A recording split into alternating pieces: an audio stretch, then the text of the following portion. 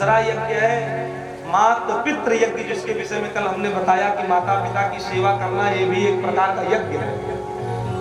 सुखदेव कहते हैं परीक्षित, जो अपने से बड़ों का सम्मान, माता पिता की सेवा करता है, वो भी समझो कि यज्ञ कर रहा है, उसको यज्ञ के बराबर फल मिलता है।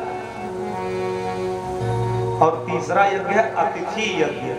कोई अतिथि आपके दरवाजे पे आ जाए, कोई विद्वान आपके दरवाजे पे आ जाए, कोई भिक्षुक आपके दरवाजे पे आ जाए, कोई भिखारी आ जाए, तो कभी भी उसको डांट के मत भगाना, कभी भी उसको अपशब्द मत कहना। न जाने कौन किस रूप में, किस भेष में हमारे दरवाजे पे आ जाए, कुछ पता नहीं है। इसलिए भिक्षुक भिखारी को कभी डांट के तुम्हारे कुछ देने से कुछ घटेगा नहीं, कुछ नहीं दे सकते।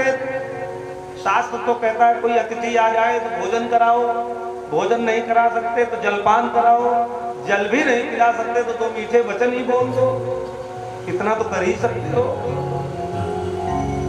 तो कोई अतिथि, कोई विद्वान, कोई भिक्षुक, कोई भिखारी आए तो सामर्थ्य हो कुछ उसकी सहायता कर दो, और नहीं सामर्थ्य हाथ जोड़ के कह दो हमारे पास है नहीं, भगवान ने हमको दिया नहीं है इसलिए हम दे नहीं सकते, तो चुपके से चला जाए, आपसे मांगेगा नहीं। लेकिन डांट के भगा देने में फिर आप पाप के भागीदार बन जाएंगे। इसलिए अतिथि को कभी मत डांटना, किसी भिक्षुक भिखारी को कभी मत डांटना, ये भी यज्ञ है। कोई अतिथि, कोई विद्वान, कोई मेहमान दरवाजे पे आए तो उसकी सेवा करो, यथा योग सामर्थ्य जैसा भगवान ने आपको बनाया है उस प्रकार से उसका सत्कार करो, सम्मान करो, ये एक यज्ञ है। पहले घरों पे लिखा रहता था अतिथि देवो भव, अतिथि देवता होता है ना, तिथि सा अतिथि, जिसकी कोई तिथि नहीं, अचानक आ जाए वही अतिथि है। इसीलिए हमारे शास्त्र कहते हैं ये भी एक प्रकार का यज्ञ है। तीसरा यज्ञ है अतिथि यज्ञ।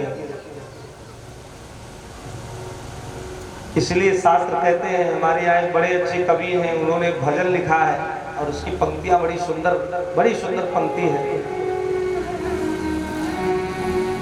कि अगर कुछ दे नहीं सकते तो कह दो माफ करवा, अगर कुछ दे नहीं सकते